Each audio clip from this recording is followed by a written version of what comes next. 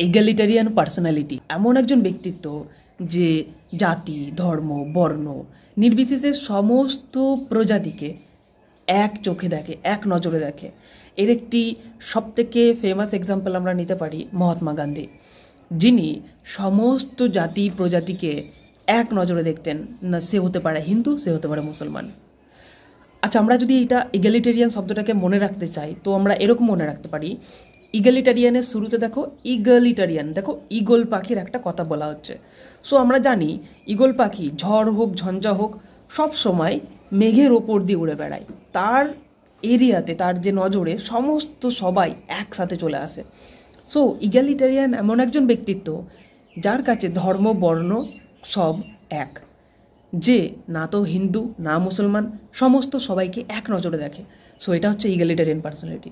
এবার তুমি আমাকে কমেন্ট করো, বলো আর ইউ অ্যান ইগালিটারিয়ান পার্সোনালিটি? তুমি কি একজন ইগালিটারিয়ান পার্সোনালিটি?